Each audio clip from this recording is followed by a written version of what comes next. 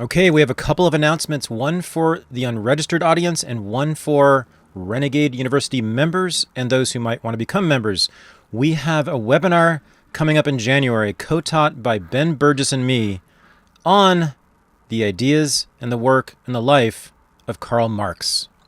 Go to renegadeuniversity.com/courses for more information and to enroll in Marx with Ben Burgess and me.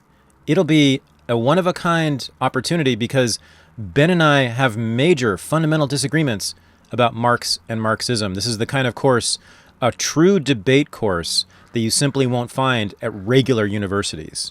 Only at RU can you find such a thing. So again, go to renegadeuniversity.com/courses for more information and to enroll in Marx. Also, for unregistered listeners, we now have a brand new AMA episode that I just recorded with Landry. That's for unregistered underground members only. Go to patreon.com/unregistered to join the unregistered underground and get access to the AMAs, the bonus episodes of Unregistered, the news show Unreported, in which I respond to news videos with Landry. It's a lot of fun.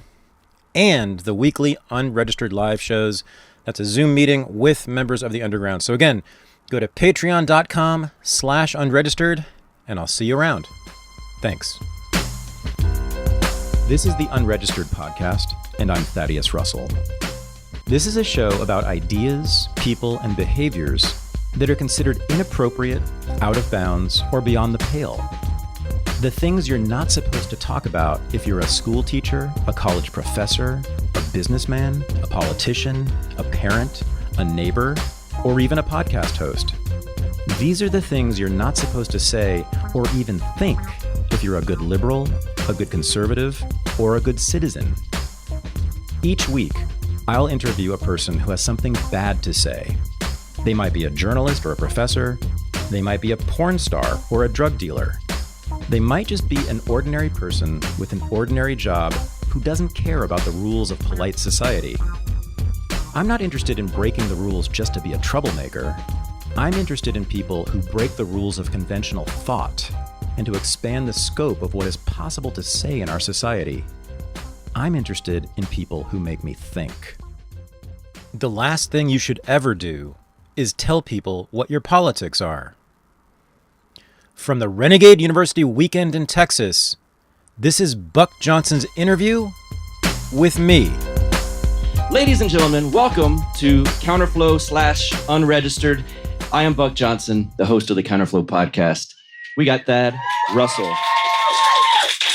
Thaddeus Russell, the man who, this is his brainchild for the most part, and there's a lot of moving parts behind the scenes, but let's face it, without Thad, this would not be happening. So I kind of want to ask you about the history of this event because I don't know too much. You know, I kind of joined up forces with you this last year. Mm-hmm. What number is this for RU live? I think they're called the RU Weekends. I think this is our sixth one. We started, the first one was in 2017. We actually have a couple people here who were there at that one in Salem, Massachusetts in the summer of 2017. Then we've done 2 weekends in LA, one in Washington, D.C., one in New Orleans. How many is that? Is that 4 or 5? And then this one, I feel like there's another one. It's about 5 or 6. Okay. DC. Yeah. Okay. Yeah, Washington. Yeah. That was the last one we did. Was that a lot of Cato representatives there? Not at all. How does this, and I'm not even looking for bragging because it's here in my city or my town, but how does this measure up to all of them? Okay. So number one, the lineup for the speakers, talent, whatever you want to call them, is just off the charts. I mean, we've never had this many and never this much star power in one lineup. So that's huge. We have more than twice as many people here as we did at our previous largest event. Okay. Yeah. And, I think it's gone pretty well. So, I mean, it's been pretty amazing up here. And because of the staff that we now have at RU, which I did, by the way, so I did almost everything for those events in the past, it's very different now because RU's grown enough. We now have, as I told you, staff, lots of people working for us. Landry, Michael, Jeb, James, All you guys have been working hard on this, and especially Landry on RU Texas. Can we give a hand to Landry Harmon right there? He's the one.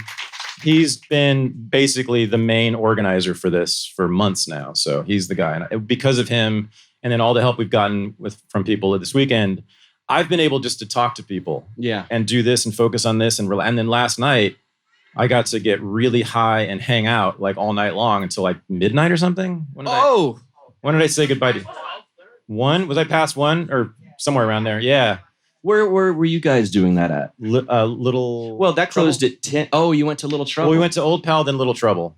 Nice, the underground. Okay. First the comedy, and so we saw amazing. By the way, Robbie and Kyle are not here, right? But Robbie the Fire Bernstein and Kyle Ruff did a show last night. I'm gonna be like really brutally honest. I had never seen either one of them at all, and I just, because I'm an asshole, I assumed they wouldn't be that good. And so I showed up late, and I was like in the middle of Kyle's set, and I sit down. I'm like, oh my god, this guy's great. And cracking me up. And then Robbie came on, and the same thing. I was just like hurting my sides. It was so good. And I told them both, I said afterward, listen, I'm telling the truth because I thought you guys were going to suck to their faces. And I showed up late because of that, but they were great. So we did that last night, and then did the bars in Lockhart, and it's just the best town. It is cool. It's just the best town. We're all talking about fantasizing about moving here. I've got room for you all. Oh, fuck! I've been waiting for that invitation. I was talking to Landry on the way over here this morning. What if a bunch of us just all moved to a town like Lockhart, or maybe Lockhart, right? Like a small town, we could kind of take it over or make it into our own community in real life, real time, real places.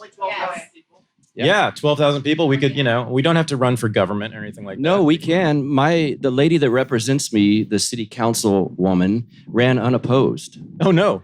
Gives me ideas. There we go. Yeah. Really? Y'all want to colonize Lockhart, Texas? And the sheriff is very good. I know him now personally. He gets tattooed there in the square by my buddy that owns that shop. Super cool guy. So the sheriff is kind of on our side. Oh my. So yeah. So we have our own military already. That's good.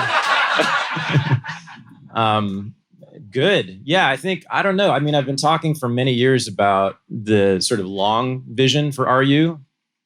And I was talking to some of you last night about this, but it's always been about establishing places for people to go and be together and to exchange ideas and help through mutual aid and do what we're doing here. My dream has always been to have like multiple, what I've called like outposts, which are actual physical locations where we would have ideally like a podcast studio and like a dorm where people could stay, and an exhibition space and a space like this, a performance space. And, my idea was just that people would come and go and be sort of nomadic and go from like one outpost to the next. And these could be all over the country or all over the world, preferably. That's so listen, if I had $1 billion, that's what would happen tomorrow. And yeah, Hotep and build. Yeah, exactly. RU and build. So, and kind of what Cody's talking about too, it's making stuff real. And Hotep, almost everybody was talked about. It's kind of a theme this weekend. It's about, we're all intellectuals. We talk, we think, which is wonderful and fantastic. And that's what I am primarily, just how I've always been that way. But to get stuff done, I had to form a business. I mean, to actually have a career doing this, what I'm doing now, I had to start a business, which I didn't know anything about business. I was a professor, and we live in incubators, so we don't live in the real world. So we just like, anything that touches us from the real hurts real bad, like checking account, ew, so it's true. So yeah, I've done that for 4 years, and we had the first event in 2017, several since then. And now, I said this yesterday, I think, we now have 1,000 members at Renegade University. And we are, in terms of just overall, like pretty much all the numbers are about 4x from last year. So things are good. They're not quite to the level I need them to be at permanently, but we're definitely moving. It's all moving in the right direction. And this really confirmed it for me, because as I said, we sold way more tickets to this than anything else we've done. And it's just been a huge success. So there we are. Yeah. Well, I want to ask you about being a professor, because that's way out of my wheelhouse. And you've told me some strange stories from those days. But how long did you do that? About 25 years. Golly. I mean, it depends on how you count it. I first started teaching as a graduate student at Columbia in 1994, 5. And then my last day in a classroom was 3 years ago. What brought about the last day? Oh, this. It was the success of Renegade University okay. and Unregistered. And it became clear that this was actually the much better bet for me, just long-term, just financially, just economically. And of course, every other way. My God, I get to talk to the smartest, most engaged students in the goddamn world. Every single one of you is here for this and this alone.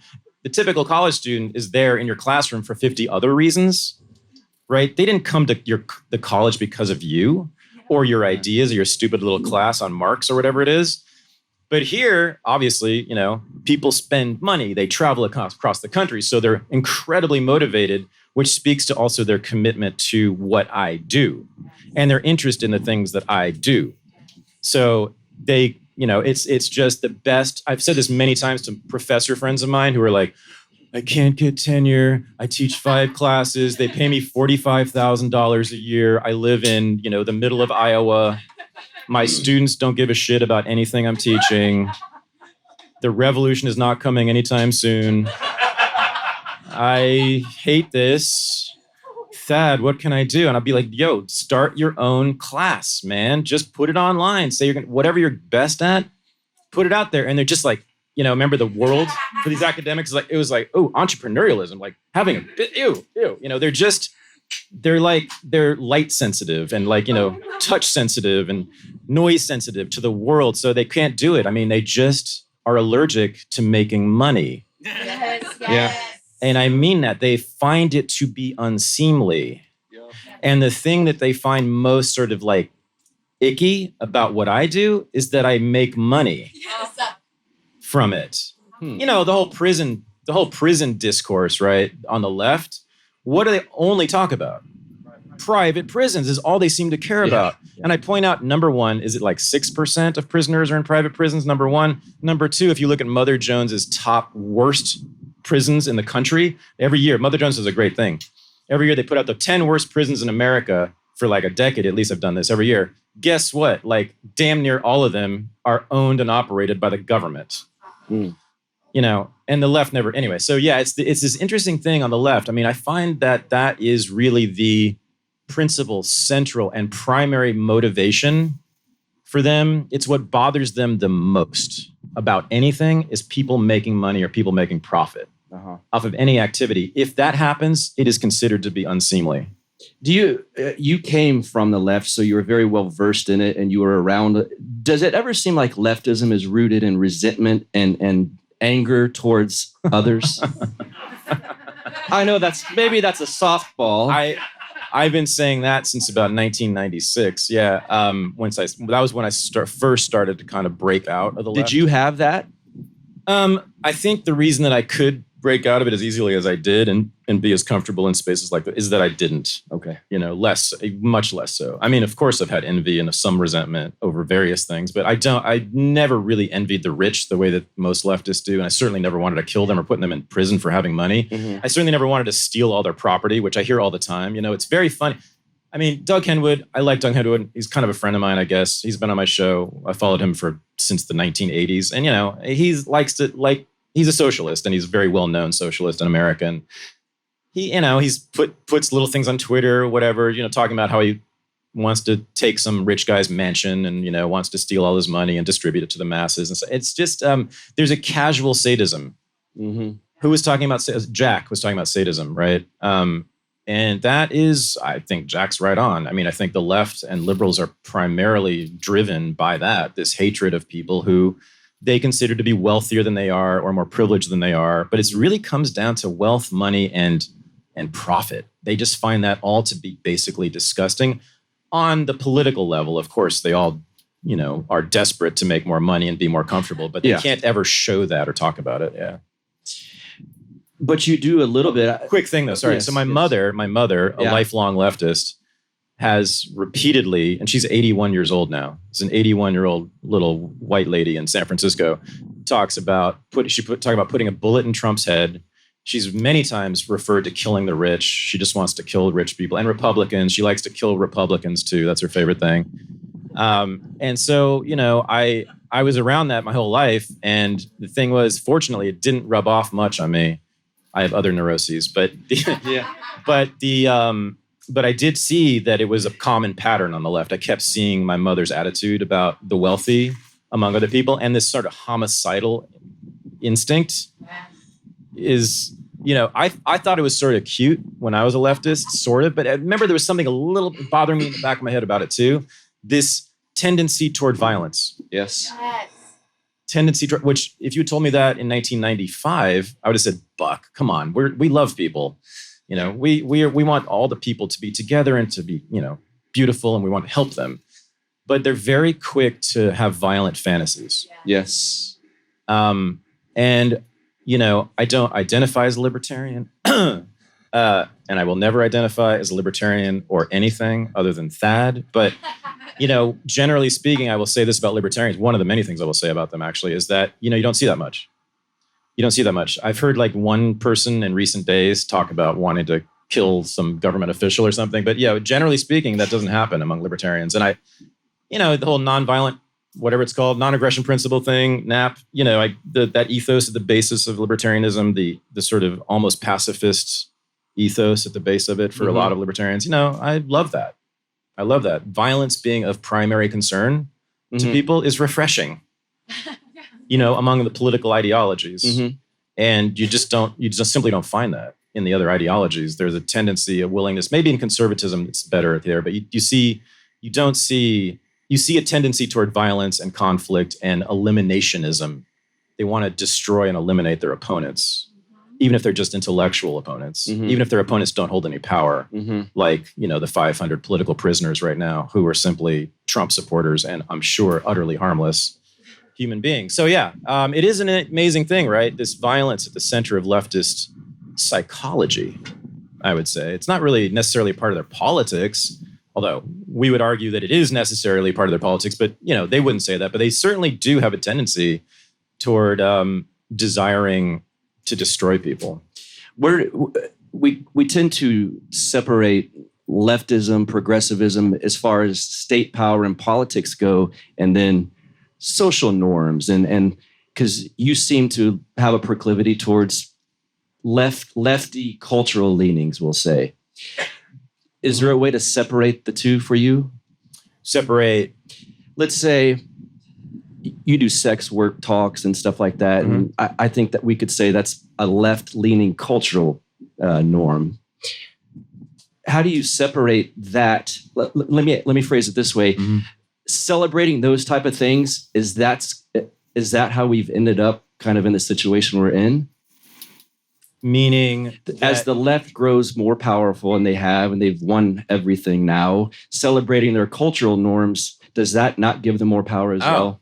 Awesome. Okay, so wow. Okay, this is a very important thing to unpack, I think.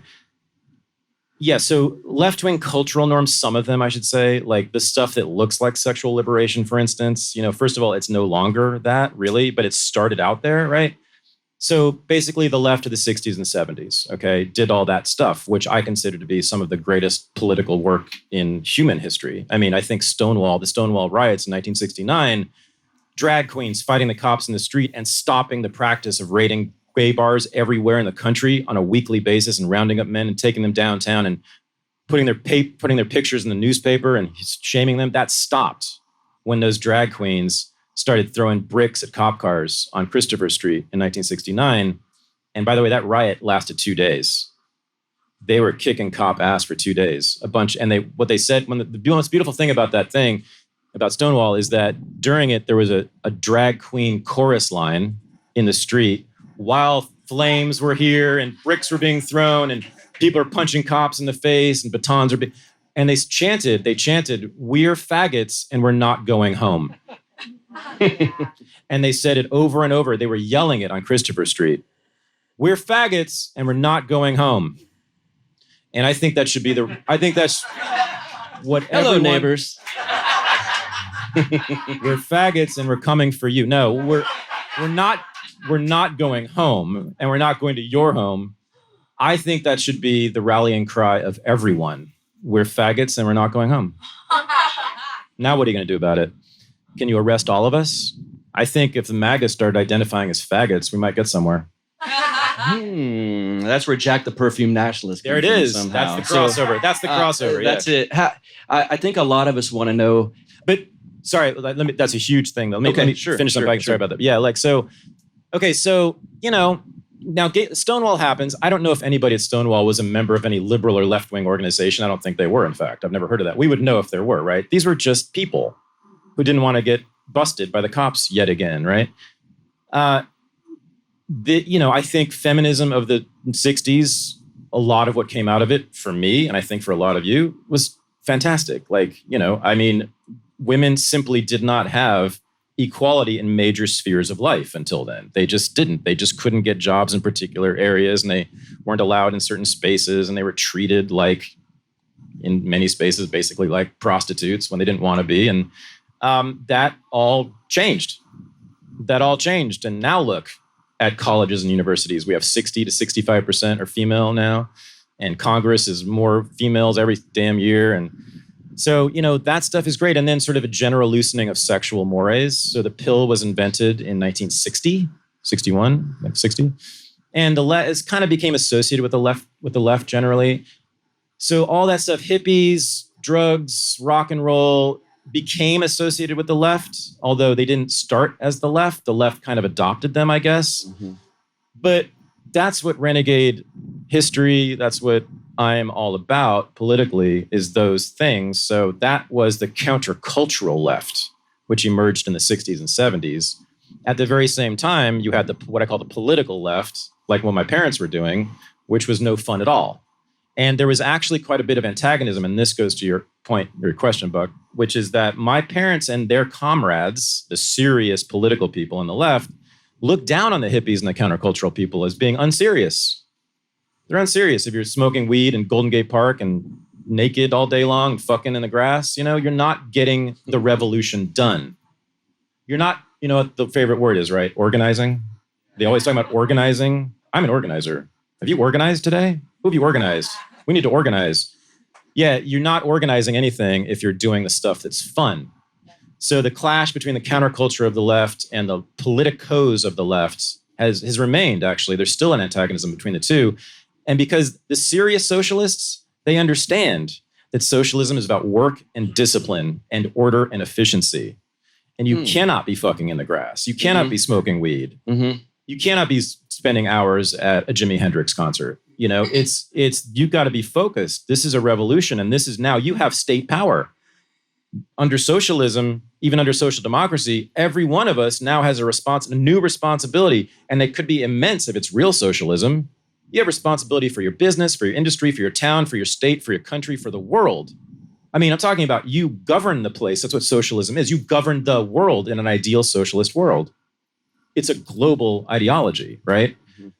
And that requires just an immense amount of work just to know what's going on in the world so you can manage it, right? So you cannot fuck around.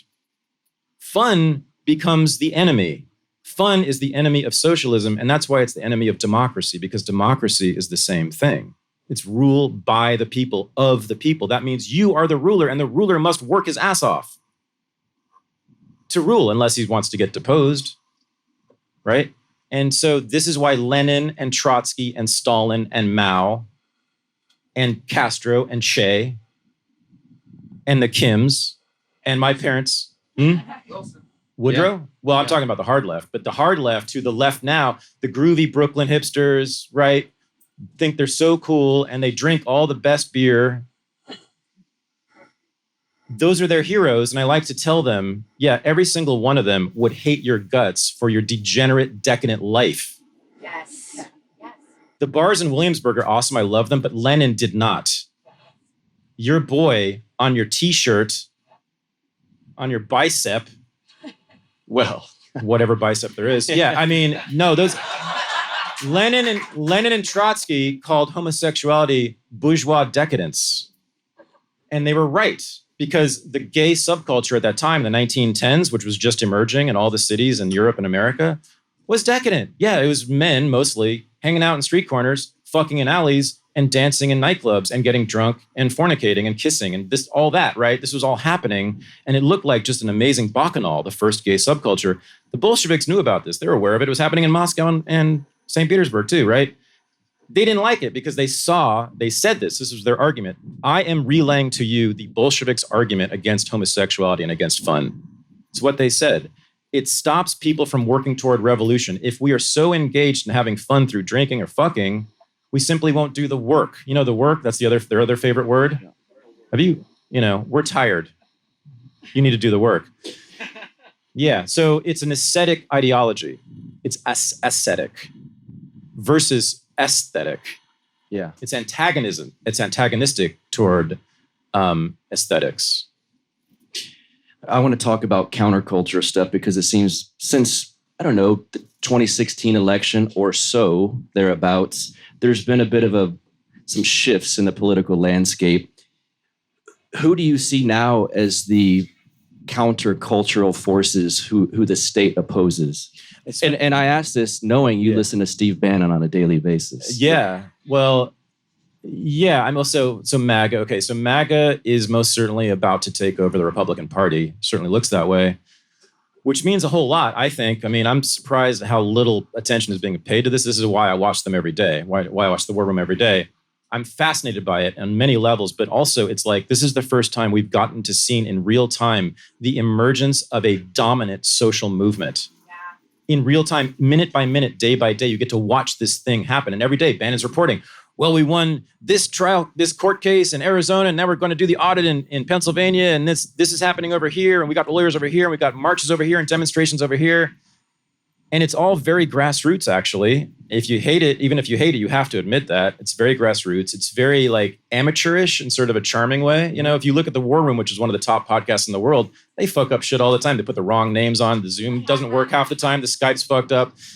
Microphones are off. Bannon's constantly yelling at his production team. It's really funny. You know, but that would scare me more than anything if I were in the DNC or the RNC.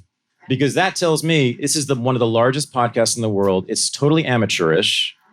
It is hosted by the most hated man in America. Bannon, in some ways, is considered to be more evil than Trump. Like, he was considered to be the real Nazi behind Trump, who was teaching Trump how to be a Nazi, right? So, with his sort of evil-looking, what's it called, utility jacket that the Red Scare girls like so much. So they're changing the country, I suppose, although maybe they're just simply elevating. I think they're just elevating the people who like NASCAR. And I mean that as a compliment. Mm-hmm. They need that. They deserve that. They've been kicked and punched and beaten down mercilessly for at least 6, well, they really always have been, but certainly for the last 6 years. Yeah. Just daily beat down of these people. And, like you wonder why there was rage on January 6th. Can we start there by understanding why these particular people would be this angry? There's 10 reasons. We all know this. But yeah, so that's a huge cultural shift, I think, that's taking place. But it may just be sort of a reaffirmation of sort of traditional American values or whatever NASCAR is, whatever that is. But then on the sort of outside of politics, I mean, I've had many answers to this over the years. I used to think that the rave scene was the next Renegade. It still is. I mean, it's not really around anymore, but that was really Renegade utopian in a lot of ways. It's going to be stuff that Cody Wilson's doing. It's that kind of thing. It's Hotep Jesus, like people establishing alternative discourses, brand new communities that are doing completely new things that are subverting the dominant paradigm in all sorts of ways. I can't point to any particular movement or people, but that's where it's happening. And listen, I mean, with the internet, right now, there are 1 million people doing something renegade. Mm-hmm. Right now, as we speak, it's just a constant churn. And this is why, even though this is the worst of times, this is also why I think it's the very, very best of times. We should all be very grateful, believe it or not, that we're living under the Biden regime, because this is the greatest opportunity. Those of us who want something other than forced conformity and egalitarianism. So for those of us who want more than that, this is our greatest opportunity in my lifetime. Because and when I say the regime, I don't mean the Democratic Party. I mean the Republican Party apparatus, the Democratic Party apparatus, and all their cultural organs who work for them. They are in crisis, and I think the crisis is going to deepen. And especially if the economy does what we think it might do, then they're in real trouble. So that could result in a civil war. And I forget who was one was Hotep or Scott. I think it was Scott actually, Horton, talking about it's not a geographical civil war though. Right. We don't have a South and a North anymore. It's like we've got maybe suburbs versus the city, but there's also plenty of progressives in the suburbs and some Trump people in the city. So will it become an armed conflict? The minute they go door to door for any reason. Yeah. If they go door to door for any reason, I can't imagine there not being some kind of standoff, some kind of shooting skirmish, right? And if they keep putting people in prison for simply being at January 6th or even trespassing in the US Capitol, right? Holding them in prison with no habeas corpus. Heavens to Murgatroyd, Lincoln. Yeah. So Civil War, that's the first thing he did, suspended habeas corpus. So that's kind of what they're doing now. Boy, learning from the past. Let me, with a show of hands, how many people live in a blue state? That's for the people listening, let's say a third of the people here. That's interesting.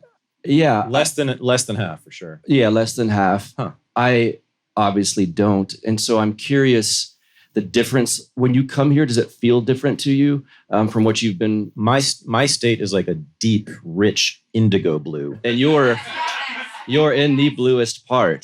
Mm-hmm. It's all the white suburban moms with the BLM things in their windows so their houses don't get attacked. The East Bay of San Francisco Bay Area, yes. It is as blue as it gets. It's its own color, really, because it's got a lot of red in there, too. Communists are an actual force and real communists who call themselves that are a real force and a real presence in our politics in the Bay Area. In 2016, my wife and I were out there on election day. We were leaving. I guess I had been at a Monday night football game at the Raiders the night before, so Tuesday would be the election. So we had time to kill. We're walking around the Bay Area on election day when Trump ended up winning. There was literally booths set up with pamphlets for the Communist Party. I could not believe it. He's so innocent and naive. Well, he's so cute. You're so adorable. even in Austin, you would not see that. Yeah. Oh, listen. And so that kind of led to my happy outbursts on the plane on the way home when I saw the election results coming in. I was like, those people are going to be shitting their fucking pants. Okay. Look what's going on here. So let me tell you about my hometown, Berkeley, California. Born and raised there, Berkeley High School. So my entire lifetime from the 60s, late 60s, all the way, I think, to the present, but certainly the entire time I was growing up in Berkeley until the early 1990s, so for decades, okay? In Berkeley, we have our own political parties. I'm not even sure they're affiliated with the Democrats. Of course, there's no Republican anything, but there have been two parties in Berkeley. One is sort of social democratic, like Bernie Sanders kind of politics, and the other was always formally affiliated with the Communist Party USA. The mayor of Berkeley, California, my entire childhood was Gus Newport, who was a member of the Communist Party USA. The speaker at my high school graduation, at Berkeley High School graduation in 1983, at the Greek Theater at UC Berkeley, was Angela Davis, who got a standing ovation, of course. So that's where I come from. On top of that, I took my son, every time he comes to Berkeley, I take him to Revolution Books, which is right off of Telegraph Avenue, which is like the main part of Berkeley near the campus. Revolution Books is owned and operated by the Revolutionary Communist Party, which is the largest Maoist organization in the United States and has been since the 1960s, led by Chairman Bob Avakian, who is the son of a judge, and I grew up right near him. But it's Yeah, so that's what we're dealing with. And then you've got the Antifa, who are the new school kids, and I don't even know what they're up to because they're all in the shadows. But this is as hard left as it gets. And then the masking, and it's so interesting. Why does the left wing like masks? I'm still not totally 100% sure about this. It's very interesting though, right? It's not like immediately obvious that communists would love masks and liberals would love wearing masks, but they sure do. Come to my town. So in my boxing gym, we have to be vaccinated and wear masks while we're boxing. Yep. Wow. Every public space. That's the wrong kind of jab. Yes. Every indoor public space has a mask mandate. You cannot go anywhere indoors without wearing a mask. You see still to this day, you still see many people walking all by themselves on the street with a mask on. You see children, many 3-year-olds and 4-year-olds and 5-year-olds with masks, and their parents aren't wearing masks. They adore it. I told you guys a story about that bakery, right, with a sign that said, "Masks are back, baby, thumbs up." It's that. So we're talking about people who like to put masks on them. It's an easy way to target free. Yeah. Say it again. It's an easy way to tell your friend from your enemy. Yeah, okay. And the nice thing is it works both ways. Yes, it does. So I know exactly who's not going to be moving to Lockhart with me. Yeah, right. And does it seem, seeing that you've been immersed in that, does liberty tend to flourish better in a right-wing culture than a leftist one? Depends on what you mean by liberty. The freedom to go about as you please, not getting vaxxed, not walking around forced to wear masks, not being forced to do things that you'd rather not do. Fascinating question. That's a really interesting question, right? Because so if you want to do drugs, blue states, left-wing places, that's just a fact. Sorry, but it's true. For whatever reason, we can talk about it, why. But yes, the left legalized drugs first. They did. Okay. If you're gay and don't want to get arrested or shunned, thank you, be around the left, be in a blue state. I know there's a difference of opinion on abortion here, but if you are a pro-choice type woman, obviously, if you want the freedom to have an abortion, obviously a blue state. I mean, you may think it's murder, but it's also personal liberty, right? You could say it's both maybe, but it's certainly personal liberty is there, right? So that's another form of liberty that is most easily exercised in blue states on the left. What else is there? I mean, freedom from conscription. Probably, yeah, definitely your best bet is to be in San Francisco, not in Texas. Those are great things. Those are reasons I like being in a blue state. Mm-hmm.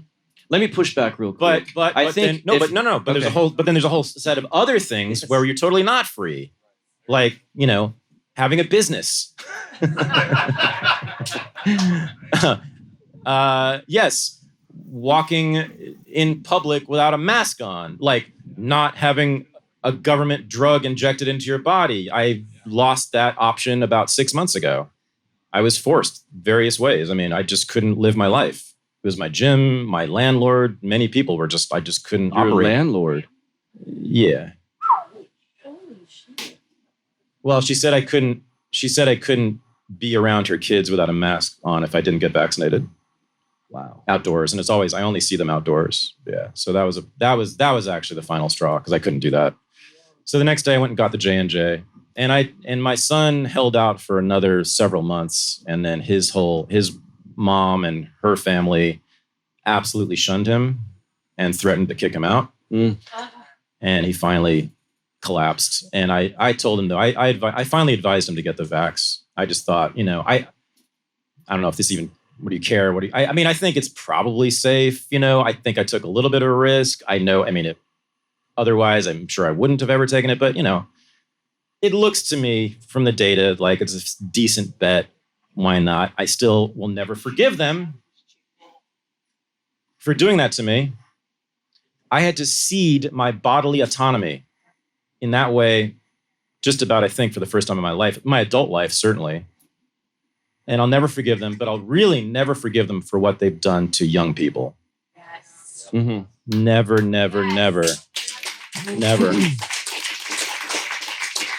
And this is, I mean, listen, so, the NHS, the National Health Service of the United Goddamn Kingdom of all things, has said publicly, the director of the NHS said, it is unhealthy and unwise to put masks on children. Do not do it. Yes. And all around the world, except for the United States, they do not do that. We are the only country that's putting masks on children. We need to have, not everywhere, but this is the only place, we need to have a very serious conversation about why that is. What is it about American culture that's produced that? Nowhere else in the world. In France, where they have a much bigger left wing, right? They don't do that. In Sweden, much bigger left wing. They don't do that. What is it about our left wing? And it is the left wing. What is that? I don't even know exactly. But our left is a special left. And it's special in that. I think it's special in a couple ways. One is that it is a left wing of a very wealthy country, of the wealthiest country, essentially. And so it's always the politics of rich kids. Yeah. And it's fine to be a rich kid. I wish I were one. But it's meaning that there's no real skin in the game. And by the way, that's part of the mask puzzle, right? By and large, people on the left work at keyboards because by and large, they're wealthy people. And by the way, middle class in America is a very, very, very wealthy person. You guys know that. And they're 99.9% of socialists in this country were born with a lot of money. So they don't have to go to a job where they have to wear a mask. So they love sitting at their keyboard and shouting at people. It's easy for them. They don't have skin in the game. They don't have a 9 to 5 at a cash register, right? On their feet or on a factory floor, right? Imagine that. People wearing masks on a factory floor at an assembly line all day long. I guarantee you ain't no communists among them. So, but the big stuff is they've never had the real skin in the game. We've never had bombs dropped on us. We've never had bombs dropped on us. The Germans have, the French have, the British have, the Spanish have, the Italians have, the Russians certainly have, the Polish, the Japanese. Damn near everybody has had planes drop large bombs on them. We haven't. So when with the advent of video games, and boy, we got to talk about that, but that's another conversation. With the advent of video games and remote technology like drones, you get this beautiful thing where 18, 19, 20-year-old kids in the United States look at the Marine Corps as a place to kill dragons. Yeah. Or aliens from outer space. Zombies, whatever they shoot in video games these days, right? And I've seen the video games, and some of them, like, is it Call of Duty, that they have that World War II version of Call of Duty? I've played that. It's like amazingly accurate depiction of the mass murder of Operation Barbarossa, like of the Soviets and the Germans just wiping each other out. But anyway, so you created this atmosphere in which we kill people remotely. I loved how they said about that bomb that killed all the kids in Kabul, that it was an over-the-horizon weapon. An over-the-horizon, meaning I think it means that the drone couldn't be seen. It was over the horizon when it fired the Hellfire missile. Hellfire missile went that far, in other words, right? And so first of all, you got a guy in Utah or whatever operating that drone, which is itself whatever 10, 20, 50 miles away from the target. Oh, and we accidentally hit some children. That's weird how that happened. So yeah, it's only the special ops guys now, in fact, because we took away combat from the Army, the regular troops. The Marines and special ops are the only people who fire guns anymore. And so it's just that select little tiny, tiny sliver of the population who are the actual warriors, who have the actual skin in the game. If you're in the Air Force, what the fuck's going to ever happen to you? The Navy? Are you kidding me? The United States Navy could destroy the fucking solar system if it wanted to. So no one's going to touch you on one of those battleships. Sorry, very long-winded answer. Americans aren't serious about politics because they don't have skin in the game. And that's one of the reasons it's so easy for them to latch onto something like masks and vaccines, because it's actually very easy for them to do and feel very virtuous and feel like they're doing something extremely important when they're actually doing something that's harmful. And I think it's sometimes subconscious, because I don't know if you guys are familiar. There's a show called Deborah Gets Red Pilled that I was a part of. And Deborah is a neoliberal progressive living in the Bay Area, which Thad knows many of these people. I asked her, do you see parents with kids putting masks on their face as just kind of signaling like I'm a good person to other people? And she said, I've never thought of it that way. Yeah. So it's almost innate, or it's like a subconscious thing where they just kind of do as they're told. I'm trying to figure this out really, because I don't know a lot of these people.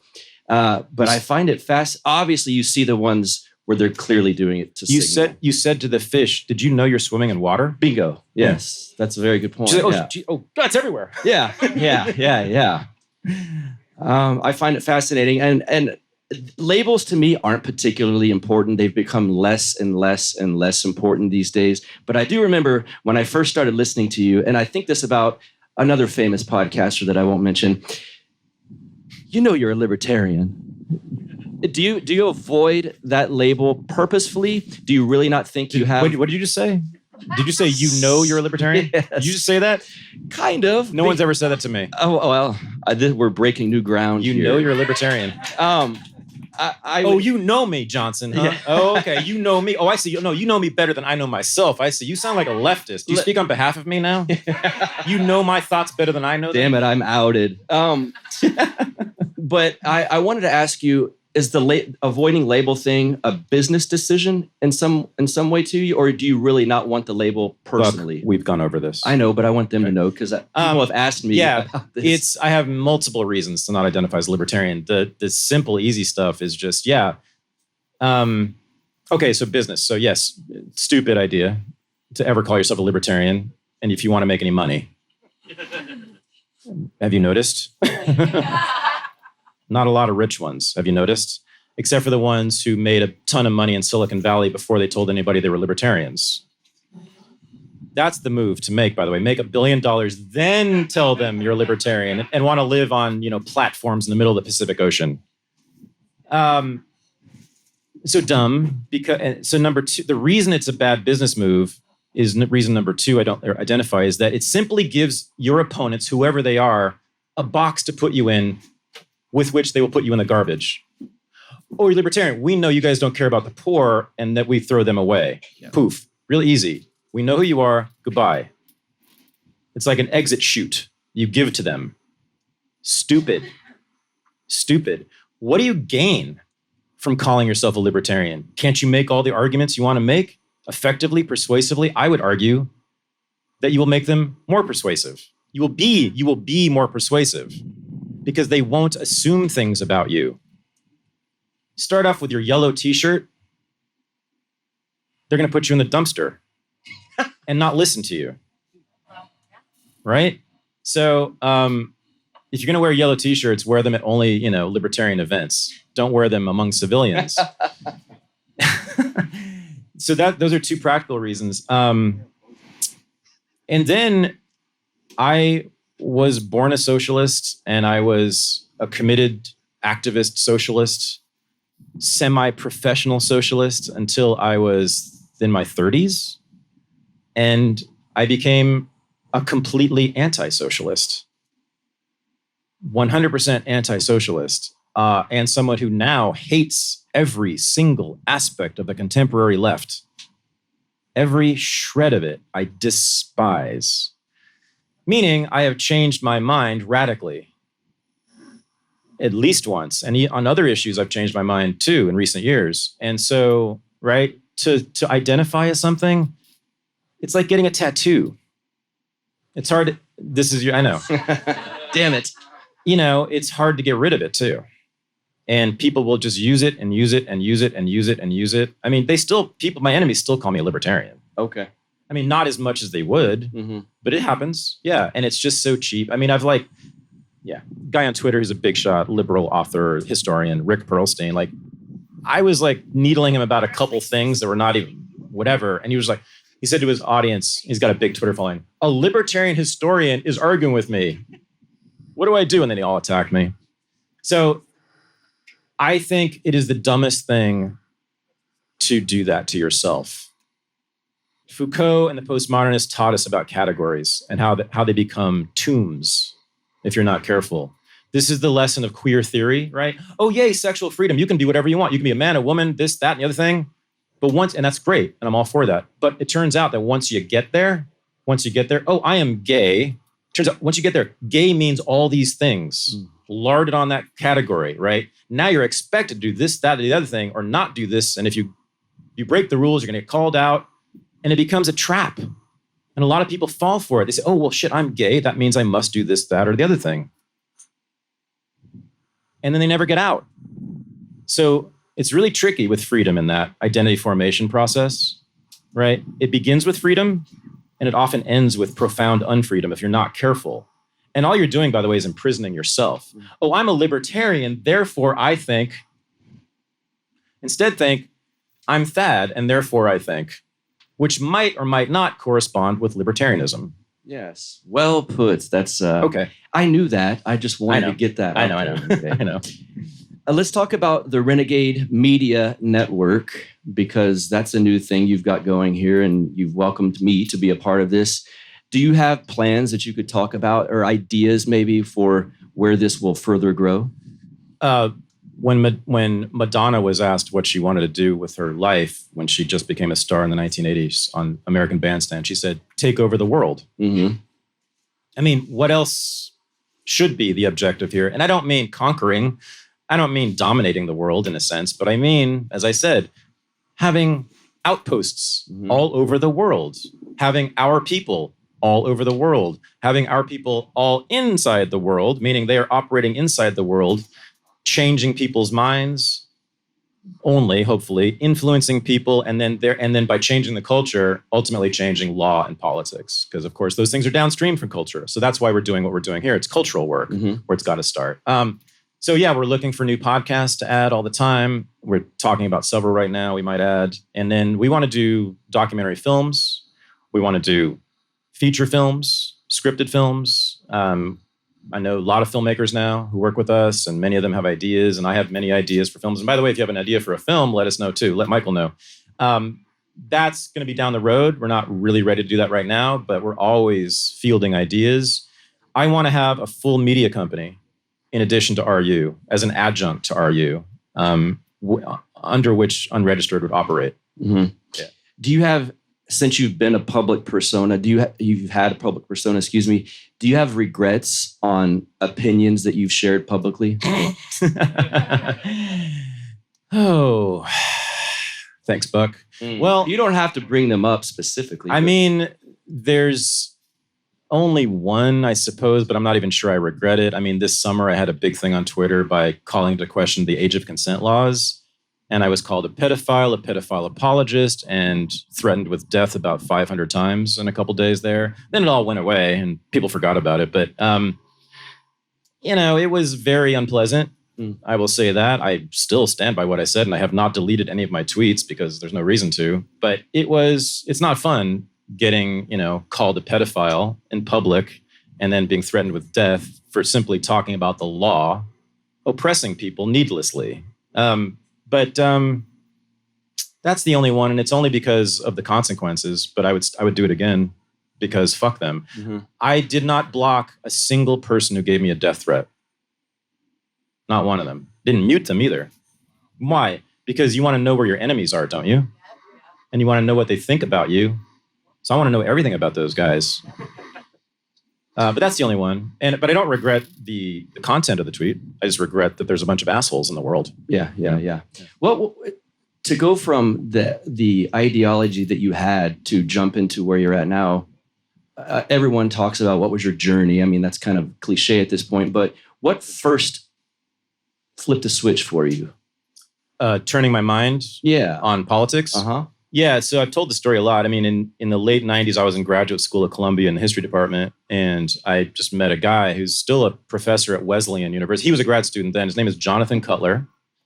And many of the seeds of my ideas now I got from him. He sort of just reoriented me and started asking me questions that I'd never been asked before. Some questions that I asked you guys, kind of really disorienting stuff about fundamental values, like what do you really want? And then why do your politics not go in that direction? Stuff about freedom and pleasure that I'd never heard about, that you've heard from me. And I took these seeds of ideas from him, which are basically just philosophical, and I started to apply them to history and apply them to contemporary politics and apply them especially to popular culture, right? And culture generally. And I just expanded and grew and built this huge construct, which is now my worldview, which I've been propounding for a couple decades now. But yeah, it was that. And then at the same time, by 1996, 97, this is the Bill Clinton administration. This is like the economy is doing great. There's no major war. There's Kosovo, but there's no major war. So it was a relatively good time in politics. There was relatively little conflict. There's nowhere near what it's like now. And I got bored with politics. Also, the left-wing logic and discourse and rhetoric started to get repetitive and frankly, just boring. And it started to feel, and I said this to someone at the time, I said, it feels like I'm in a crypt. It feels like the politics of death here. It feels like they've said everything they want to say, and it's not going anywhere. It's just not going anywhere.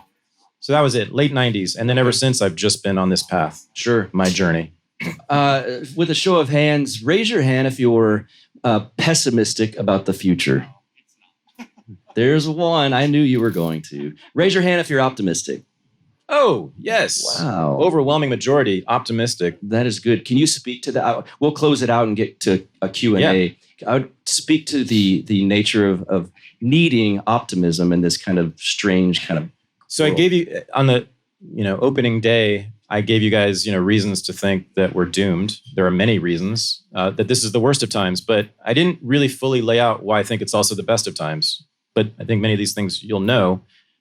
I said one of the reasons this is the best of times is that we here in this Texas backyard, about 100 of us came from all over the country without masks on, speaking very freely to each other and helping each other. We've had business deals, relationships formed, friendships formed. It's amazing, just this weekend. And no one stopped us. And we can do it again, we think. And so we just have to do another one, and then another one, and another one. But the world finally has instruments in it that are available for our liberation. So cryptocurrency, even though it's been around seemingly forever, is still new. Most people don't know what crypto is, and they've never used it. They don't own any. That is the ticket out. And the great thing is we can leave this society without leaving this backyard. And that's what we're going to do. That's what we are doing. Someone asked me, who was it? It was Taryn yesterday, said, you guys need to take Bitcoin as payment at RU, and we are about to do that. And we're going to do that more and more and more and more and more. We are also going to teach another cryptocurrency course. Vin Armani's course on crypto was our best-selling course so far. And we're trying to find a good crypto instructor. By the way, if you have an idea, tell Michael about it. We're looking for the perfect cryptocurrency instructor. Yeah, and then of course the internet, so long as we have it. But the nice thing is we have Odyssey now, Jeremy Kaufman's thing. We have an alternative to YouTube. Cody Wilson's Patreon saw its demise, but there will be competitors to Patreon, I'm sure. There already are. And then we have Minds, my friend Bill Ottman at Minds.com, new social media platform which could take off. Of course, Getter. I watched The War Room, so I know about Getter. From what I can tell, it's The War Room, so who knows? But it looks like Getter's really working and taking off, So, that's a lot of reason for optimism. And here's the main thing, everybody. They can't arrest us all. Yes. That's it. They cannot arrest us all, and we have to always remember that. Yes. They cannot arrest us all. If it's a truly mass movement, not in the streets, because that makes you easy to arrest. Yes. Not by petitioning Congress or holding picket signs in front of Congress, dummies, because that makes it easy for you to get arrested, like 500 of you. Yep. Be quiet. You can work on the internet. Stay in your house. Do not put a target on your back. Those people showed you that on January 6th. The Proud Boy types have showed us that over and over. Anything that you want to push back largely on the state in a public manner, you will be a victim because they will make you one, and they will make you an example of what not to do when they're in charge. Antifa's fine because they're soldiers for the regime. Don't think that we can come at it from our side and go, well, I'm just going to fight back. You will lose. So I just wanted to get that out there too. Hotep Jesus and Cody Wilson both talked about this. You know, we're all intellectuals. Like political people are basically all intellectuals, right? In some sense. But you have to build. You have to build. It's great to learn and think and talk and be on the internet and get into fights and all that, but you've got to build. And libertarians, number one, don't identify as such. And number two, if you're going to be serious and get something done, you've got to spend every day building something. Building something. And that could be a community of 2. Or 3 if you're lucky. Or 3 if you're lucky at Buck's house. Yeah, build something. Build a platform that we can use when they shut us down. Build a meetup group in your town where every Friday night you get together in public and people can see that you're a thing, you're a presence. And if you get bigger, you become a force. And maybe you can take over the town of Lockhart. It's cultural work all the time. Stay away from political work. That makes you identifiable and easy to arrest. Just do the cultural work. Do the cultural, but work and build. Don't just talk. Create platforms and spaces for this. Excellent. That was a perfect way to wrap this segment. Now let's get to the Q&A. Yeah. You guys. Hey. Bobby. So I'm kind of begrudgingly fascinated by how the left-wing brain circles the squares of left-wing thought and what that actually looks like and manifests and how it manifests in the real world. So, for example, like the hard left, for example, would be people that claim to be the voice of their pet working class, right? But meanwhile, they're calling everyone Trumpers and Nazis and rubes and all that stuff. Mm-hmm. Or the centrist left, the more, I guess, San Francisco types, when they have BLM signs in their yard, right?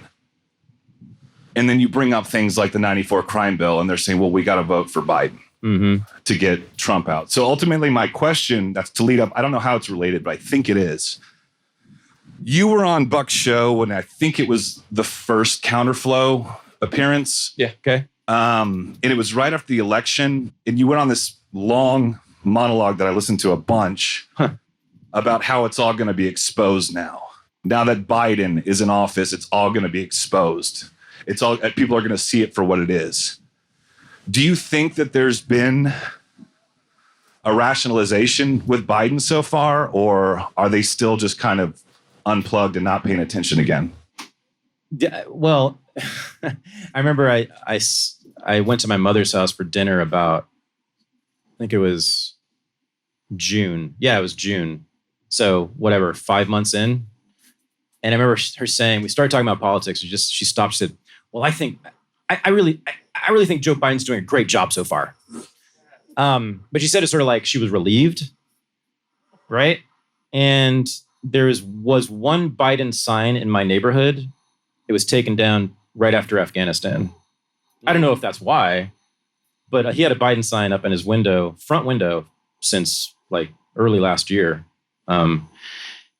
I'm curious to know what they think about this cadaver, this racist. Ultimately, your message Cadaver. was one of optimism, though, right? Yeah. No, I know. It was like, they have no choice but to look at this give now. them the rope. But give I'm them not the sure rope. if it's come into fruition, at least quite yet. Obviously, there's people that are a lot quieter, it seems. Yeah. Or not overtly.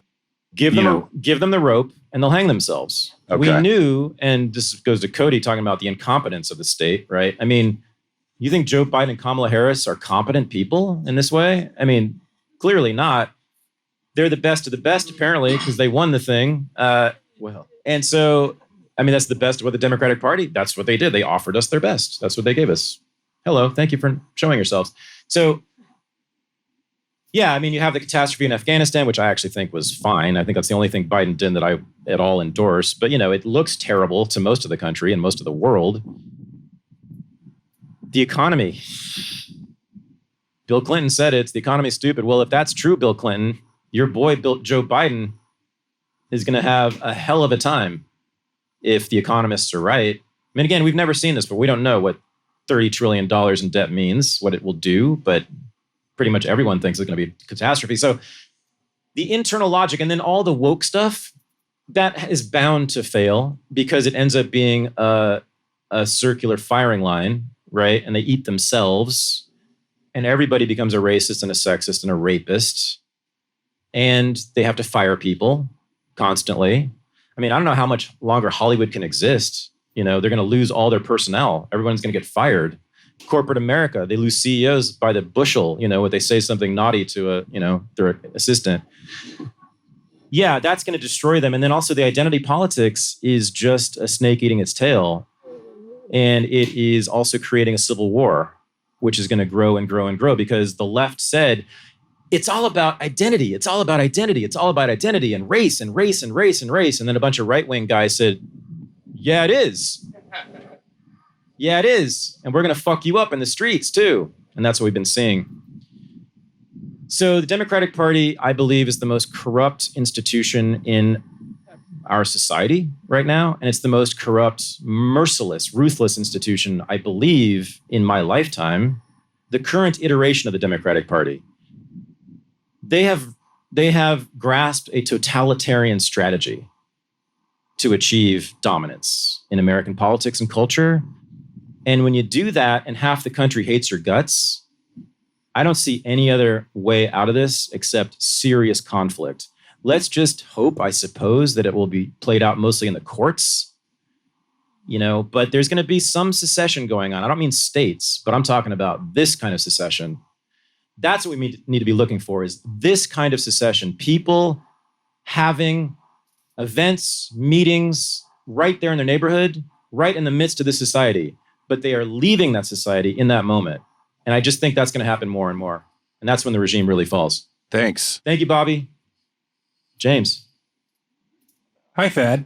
My question, so you keep bringing up Steve Bannon. I'm wondering if you feel like the right has gotten more renegade or if you have gotten more right Good question. in the last couple of years. Ouch. Good. Well, again, not right wing because I don't like labels, but I mean, we need to come up with a different term. You're a right winger, right? No. Yeah. No, I'm not. No, I'm not. The right wing, that idea originated with the French Revolution. So the General Assembly had the Jacobins on the left side and had the monarchists on the right side, right? The church and the monarchy on the right side. And that's where that comes from. I have never identified with the monarchy or any monarchists or the church, certainly. And I don't want to preserve tradition. I'm not a conservative. I'm not. I love true paleo classical conservatism, like Buck's version. I have a ton of affection and admiration for it, but that's not me. That's not me. I'm more into disco. So disco is really everything, by the way. It's black and queer and about dancing and fucking. It's perfect. So no, I'm not right wing. And this is why we just need whole new categories and words. And I'm not going to use that damn word because who else was right wing? The Nazis and the Italian fascists and the fucking Republican Party. Yes. I'm not associating with any of those bastards. No, thank you. I mean, the establishment Republican Party, that's right wing. I have nothing to do with them. Bannon and company, MAGA, they've changed. The right wing has changed. That portion of the right wing has changed in that they are radical and revolutionary, I would say. I mean, they're talking about takeover. They're talking about attacking institutions and either replacing them or revolutionizing those institutions from within. I'm not scared of any of this because I don't think they're going to achieve that in any way that will affect me negatively. I think what they will achieve, if anything, will actually benefit me. They are not afraid of like Trump himself, they're not afraid of violating sort of basic cultural norms about propriety, and things you're supposed to say and not supposed to say, which makes them also edgy and radical. And I like that. I like them on 50%. And 50% tells me that I can't ever be in alliance with them. So, look, I'm an open borders. I don't need to talk about this, right? They're idiots on economics, on immigration. We're complete opposites. Foreign policy, they're 50% horrendous, 50% decent, so it's just a mixed bag. But I left the left a long time ago, and then I found these weirdos on the right who I find kind of adorable. That's all. But that's a great question, though. All right, made me think, yeah. They're subs, not bottoms. I know Jack's not here to defend his claim, but Jack's looking at it from a super old school 90s gay guy and going, oh yeah, they're bottoms. And the answer is no, they're doms. They're looking for daddy, or they're subs. They're looking for their dom, right? They're wearing a mask instead of their gag. They're subs, not bottoms. They found their daddy. Anybody that will be their daddy is good enough for them. That is their daddy. Yeah. Wow. Nice. I like that. Also, to the, hey, thanks for the queerification of the right, American right, that's Steve Bannon. There you go. They're queer. They're queer right-wingers. They're not sexually queer because they can't make that jump culturally. Yeah. Right? They're queer because they don't mind violating norms. Correct. That's it. Exactly. Oh, that's interesting. Yeah, they don't mind violating, some norms. Right. Some norms. The ones that make them right-wing, right? The traditional right-wing norms, those are the ones they're not worried about violating. They're going, no, we're tired of losing. Yes. Yeah. So Right. if we need to play left to win, we'll play left. That's okay. Mm-hmm. Yeah. We're still right-wingers. We still believe in the powerful American empire and all the things that make us right. We're still monarchists in the French perspective, right? We still believe in the power of the state, right? But we're tired of fucking losing everything all the time. And so if we have to play the left's game, fuck it, we're going to play the left's game. It's unlikely to work because they will eventually alienate their base because their base is really right-wing and not as queer as they are. Yep. But in the short term, it only makes for interesting conflict. Yes. Their base is an army of people looking for a leader. And so they're providing that. And it's a seemingly more effective and probably genuine leader than, say, the neocons of the 90s and 2000s. I want to be really clear, though, about MAGA. So they are idealizing the American nation state. Absolutely. If that doesn't sound good to you, then you should not be down with them. Because that's what they are all about. They romanticize the American nation, their imagined historical American nation state. I guess the America before what, 1970 or something, 1960? Norman Rockwell. What they imagine it to be. And I know I'm not accusing them of being segregationists or any of that stuff, but they have this idea, I think based on 1950s TV shows when they saw as boomer children, I think that's what they're nostalgic for. And I have zero interest in that. They also love to kill some Arabs. They're big on that. They love to have massive military campaigns when someone upsets them and disrespects America. I'm not a fan of that either. The scorched earth policy against ISIS. ISIS was maybe the worst phenomenon ever, but to invade and conquer 3 large cities in Syria and Iraq and all the casualties that came with, that was pretty gross. So yeah, I am not a fan of MAGA fundamentally. I am a fan of what they are doing right now, and their enemy is my enemy. So I am cheering for them. I'm rooting for them in this particular fight right now. But in the big picture, no thank you. Their enemy is our enemy, but they actually have some power. So it's fun to watch them hit back. No, it's not just that. They have power and they're gaining power every day. That's the way it's exciting to watch that show. You see this social movement gaining power in real time. That's right. And it's quite something. And the characters are amazing too. The cast of characters. They're terrible people, but they're fascinating to watch because they hate all the right people. Right. Yes. Yeah. I also think Steve Bannon is a political genius. Yes. I just think he's maybe the smartest political operative we've had in my lifetime. I don't know. he's Him a versus fascinating guy. him versus Karl Rove directly would have been really interesting. Oh, Yeah. it'd Oh, be yeah. wonderful. Like, if he Car- would crush Karl Rove. I think Yes. you're right, but boy, would that fight be fun to Oh, watch. it'd be amazing. One last thing about MAGA. I swear to God, I promise to stop. But this is also one of the things I really like about it, and I really I find fascinating, is that it is a truly working class movement. Yes. Like RU is a working class university. MAGA is a working class social movement, no doubt about it. And by the way, class has to do with culture as much as economic position. You can be a cashier at CVS and still be middle class in your cultural values, right? You can be very wealthy and still have working class cultural values, like this guy named Donald Trump. Yeah. But it is clearly and Steve Bannon, this is the brilliance of him. He knows it. He knows that more than anything. And he talks about it. He uses the term class. You weren't allowed to use the term class in America, anywhere. Yeah, even in mainstream media, you couldn't use class ever. He's like, yes, we're a working class movement. The working class people of America want this and that. And he's right. You know, that kind of conservatism is absolutely a common working class politics in this country. And they've been ignored by everybody for Yes. 40 years. Ignored and or stomped on. spit on, or Yeah. beaten, or And called racist rednecks. by Yeah. anybody who has ever claimed to speak for them. They've all turned their backs on working class middle America. Yeah. Regardless of skin color. Like there's a ton of talk about like, oh, it's just white Midwestern working class. And it's like, no, bitch. Like it's all They're the only- middle working class America. They're the working class conservatism. They're the only group I think that can really truly be considered oppressed. Yeah. And it's not just like a lot of people I mean- want to make that about skin color and racism, but I'm like, recently, they're the only group. But yeah. I grew up in San Antonio where it's all working class Hispanics and they feel the same way and they voted for Trump harder than any Republican president ever, including George Bush, who they voted for governor of this state overwhelmingly because he speaks fucking Spanish and married a Latina chick, right? Mhm. It's all right-wing identity politics, but it's if you twist that and make it class politics instead, that's where it's really interesting. Yes. Totally. Yeah, absolutely. We got about 10 minutes, right, Jeb? Maybe a little bit more. So, sorry. Question for you, Thaddeus. When you're speaking about leftists, you kind of talked about the resentment motive, the sadism, that sort of lust for violence. Are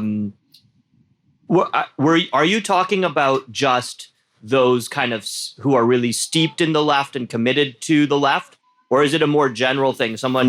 Other questioner used a phrase I like, the default setting liberals. Is it applying, who are you sort of diagnosing with that sort of analysis? Sorry, with what? Which That you see a motive of resentment, the resentment and envy, and sadism, and the enthusiasm for violence. It's powerful. I would say dominant even on the far left. Mhm. So people who are actual socialists and communists. It's ubiquitous among them. I mean, there's very few who don't express that at some point.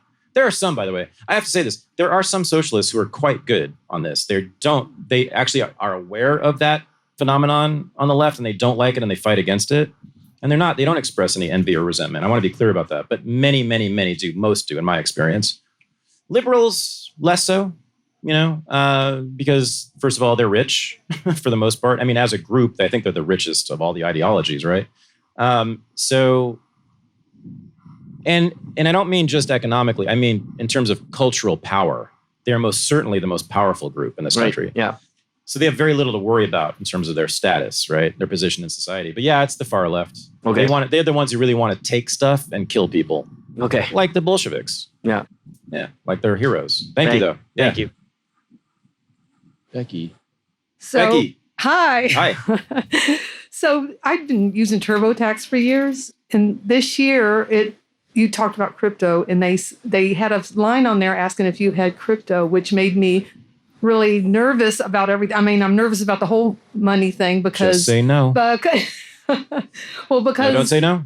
No, but the whole thing with money is making me nervous, the crypto and the regular money, because, during the pandemic, they shut the banks. Like they were going to have a run like the Depression and have a run on the banks or something. So they were controlling who went in. What are you here for? So all this stuff is making me really nervous, the crypto and regular money, because they can decide what they want to print. So anyway, You I should don't just- know if that's a question. No, but you that's, should just always assume that they're out to get you because Yeah. they are. Well, I mean, yeah. obviously, why would they ask you? They're out to get that money. yes. They want that money. They're going to try to get that money. Or tax it. So I was going to say no, but Scott just informed me that's not the good move. Say Yeah. yes. I don't know. Talk to somebody, not me. Yeah, I don't know. Just not a Yeah, question. talk to just, Scott right here. Just a comment. But the state will always try to get your money, of course, because the state Yeah. needs money to exist. Yes, governors for Gitmo. Yeah, I'm for it. Thaddeus, what are we going to do about college professors in this country? Oh. I mean, should we just I'll tell you. bulldoze the colleges? I'm or- going to employ them. I'm going to employ them is what I'm going to do. Yeah, but I mean, do these jobs naturally attract psychopaths, or is it? Oh, I yes. mean, why? And if they do, why? I'd like somebody to explain that to me. I don't. I think. I mean, most of they've been psychopaths really for over 100 years. Sure. So do they just hate humanity? Are they misanthropes, or is there some kind of mental illness that they have? Well, what do they do for a living? They sit and read books all day. They don't talk to people. They also, I told you, they're like allergic to the world because Yeah. they've been in an incubator their whole lives. So, Yeah. I mean, they really don't know how to operate in the world. Trust me. Like, Yeah. They don't know basic stuff. And so when you live entirely in your head, now some people Yeah. here do this too, but for whatever reason you didn't go in this direction, but most people who live entirely in their heads become alienated from other people. And when you become alienated from other people, you start to draw pictures of them in your heads to replace what you actually know in the flesh. And those pictures are always distorted from the start because Yeah. they're pictures. But then you just have a picture of this person, and then it becomes more and more distorted over time, the less and less you know them. And everybody becomes an abstraction in your mind. Yeah. There are fewer and fewer real people in your field of vision and more imaginary or abstract people.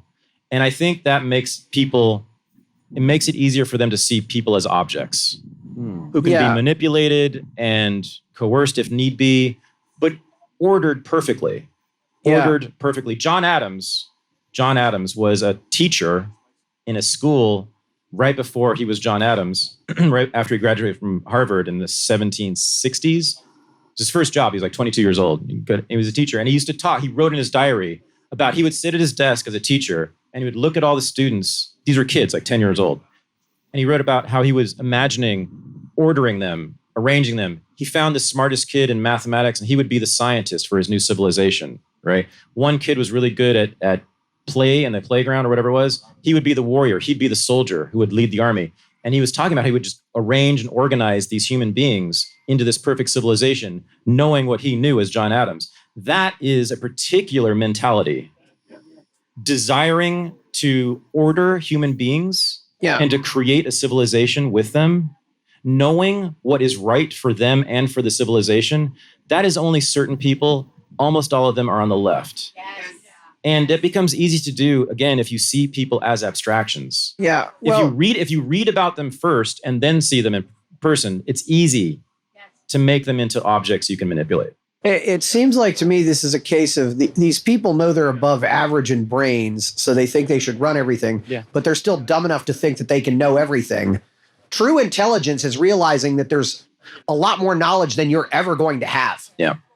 but they just haven't gotten to that level of intelligence yet. Okay, so Yeah. it's also about class. This is Yeah. crucial for understanding professors. The vast majority of them are middle or upper class people. They were almost all born with some kind of wealth. And they almost all went to very fancy schools and very fancy colleges and very fancy graduate schools.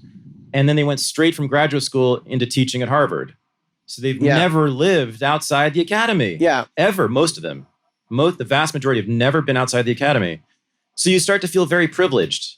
And by the way, you've probably had this experience too. In terms of inviting guests to be on the show on Unregistered, I mean, I've asked like very big time journalists to be on the show, and they always say, yes, when? Mm-hmm. Big shots. Curtis Yarvin, Cody Wilson, Yuan Hari, best-selling author. He said, yes, when? He showed up on time. I'd say 50% of the time I ask a professor, and I'm talking about like assistant professors at Cal State Northridge. I'm not talking about big shots. I just don't know. I'm so busy right now. And is it a video? Are we going to do video? Because I don't know if my camera's working. And also I'm really tired because I've been teaching a lot. And so I don't know if I can do it on that date. Can we rearrange? Maybe, and I get this all the time, maybe in the winter. Maybe like they'll pick a season in the future. Maybe like next spring, I'll be available. I'll have enough time in my life. Being an assistant professor at Ball State University takes up so much. Here's the thing, you know why? Because they're tired. Because they do the work. No, it's a phenomenal subculture that I find to be completely disgusting, and I'm glad to be rid of it. Thank you. Yes. Gotta move faster here. I've wondered, since you started Renegade University, why didn't you call it the Academy? Why university instead of academy? You tell me why I should have called it the Academy. Well, I'm open to it. I it thought sounds a little well told. the implications of university is that it's a established institution with a bunch of. So do you see the logo here? You see the logo? I've been thinking. Well, look. The U, the bars that make up the R and the U are just slightly askew. That's deliberate, right? These represent the pillars, the columns. You'll see it like Ivy League colleges, right? But they're a little bent. They might even be falling over. But they are seriously destabilized. So it is a university, but it is simultaneously the anti-university. So that's what that logo means. And that's why we call it that. Fair enough. But, I hear you. It's a great question. I've never had to say that. That's really, that's fun. Kennedy. Thad, Buck, thank you both for putting this on. Man, it's been such a great weekend. Thank you. Like, y'all just killed this. So this question is kind of for both of y'all. I've been looking at our country's path forward from the perspective like baking. In order to cook something, you need to manipulate time, pressure, and temperature in order to be able to like bake something, right? Create something. And I think I have been looking like others that Kamala and more authoritarian managerial state edicts are actually a net good thing for us as it's increasing the pressure and the temperature of this country and kind of pushing that culture to actually What's that called? What's accelerationism? Yeah, right. Right. So do you think that this is a net positive for a freedom and liberty oriented group, or are you afraid we're going to burn the cake? You answer that. I think it's a net positive. When I see things like last summer's riots, and this is not to diminish the fact that people lost things and got hurt. I understand that. But when you see the absurdity of where we're at, and I cannot wait till she takes over the presidency, because it starts to make normal people that don't pay attention go, something is fucked up here. This is nuts. And she was the least popular person in the Democratic primary. I don't even believe she couldn't win California.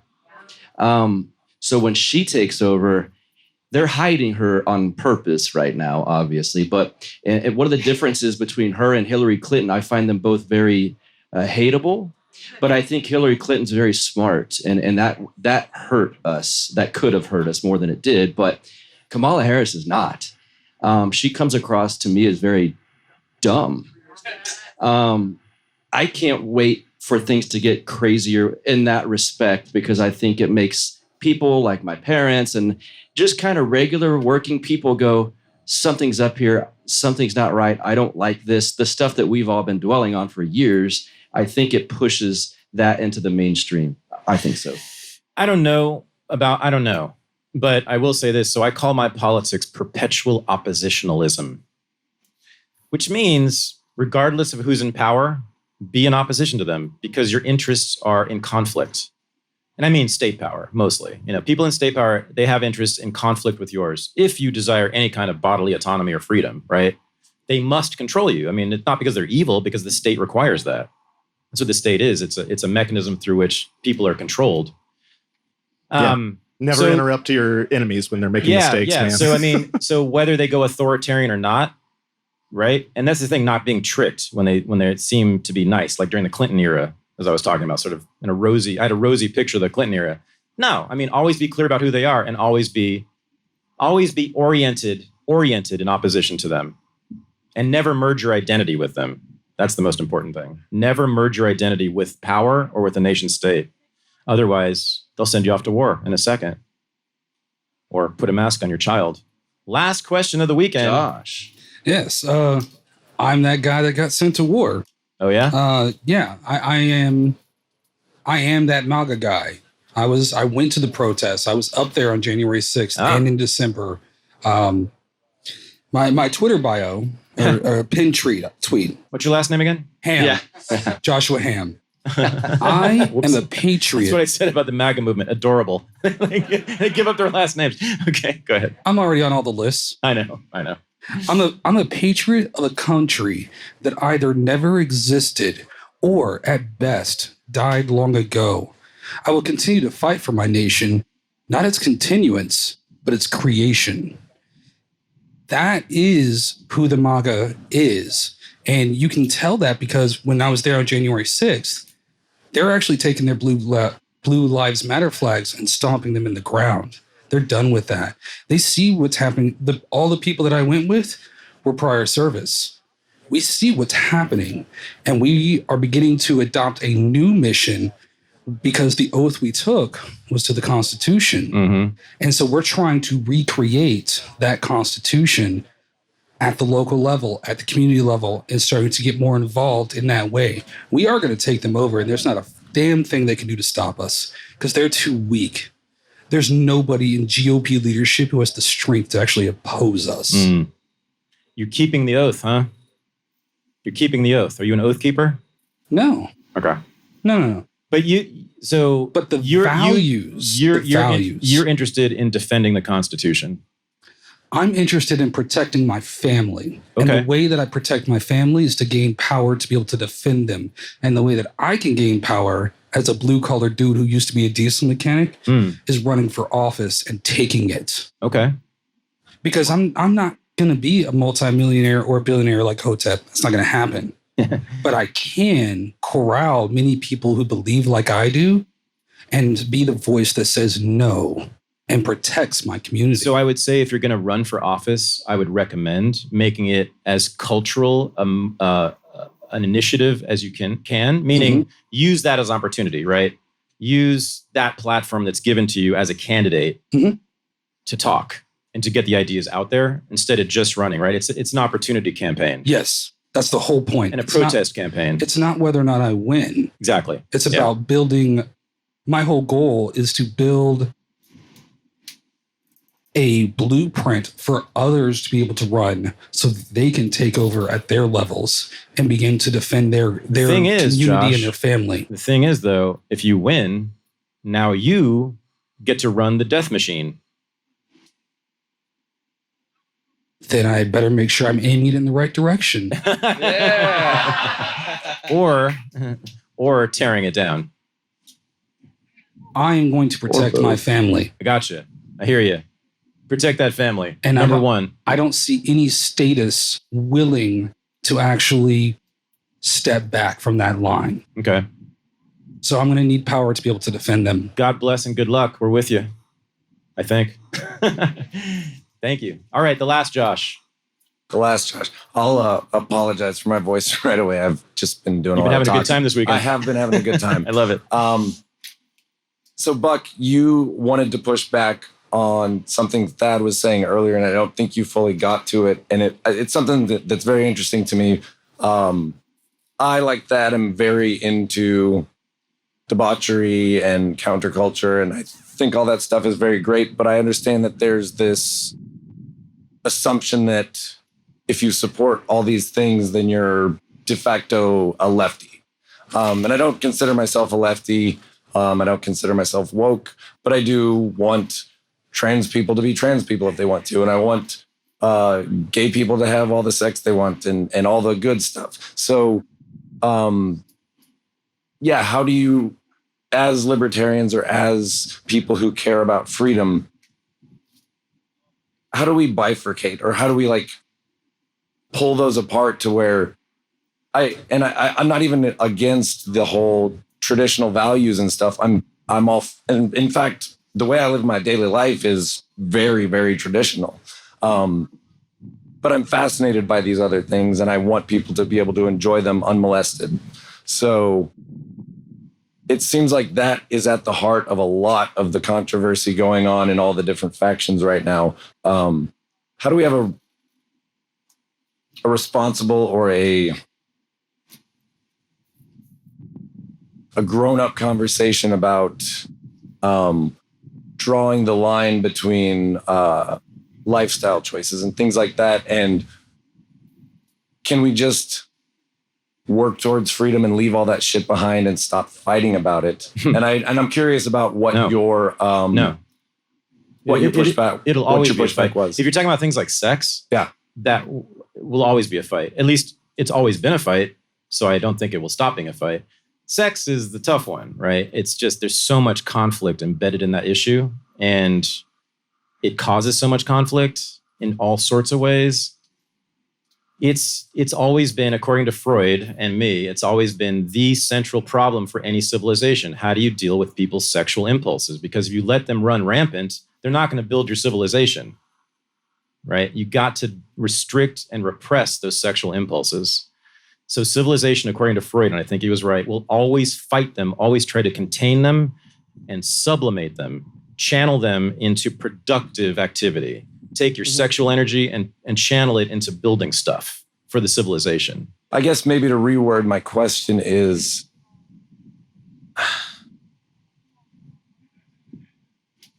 oh, I lost it. I can give that pushback that Okay, you are please correct do. and that you heard me say that, and then it kind of got lost in the shuffle. My pushback was I think at this point it seems clear that liberty flourishes better in a red state than a blue state. To take, conventional terms at this point. I know there's a lot of gray areas here, but you said, well, to be a gay man or to do drugs. Right. I think, in my experience around here and knowing people, you would have an easier time smoking weed, being married to a man here than you would being a business owner in a blue state. Yeah. So while there's still, you can say, well, that's probably right. There's still some asymmetry and the free aspect of blue state versus red state. Jack the Perfume Nationalist seems content in Texas. Correct. And yet in California, in other words, there's not a lot of gay drug users leaving Texas to head west. We don't know, but I understand why. They don't have gay concentration camps like was predicted when Trump was elected, right? Right. But they are now having, if you can call it whatever you want, but quarantine camps in blue states. I assume some of you guys have seen those. Oh, you showed me the picture. That's right. Yes. Yes. That's a solid argument, Buck. I like it. Liberty is most easily found in red states, I guess. Well, listen, I've been having red state fantasies for a year and a half now. Florida looks so good now. I'm thinking that warm water. Next RU weekend, maybe in Pensacola, Florida. We'll see. But we're thinking about a beach somewhere, by the way. The Stacey's gave me that idea last night. So, Josh, how's that? Decent enough? Yeah, no, that's exactly what I wanted to hear. Well, not what I wanted to hear, but that was exactly what I was looking for. Thanks, man. Thanks for Thank asking you. it. Listen, can you guys do me a favor? Maybe the greatest favor ever done to Renegade University is Buck and Brittany giving us their house and their property. And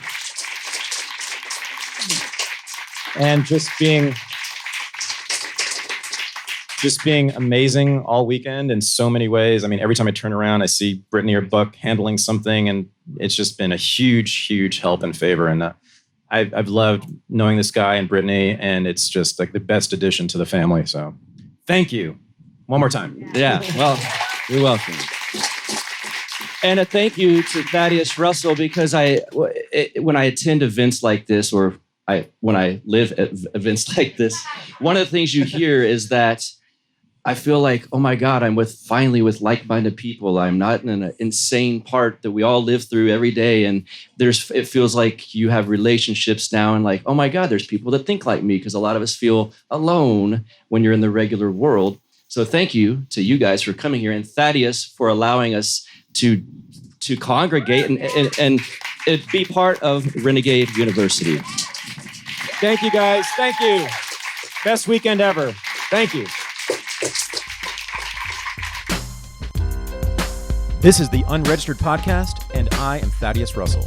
To become a member of the Unregistered Underground Supporting Listeners Group, go to patreon.com/unregistered.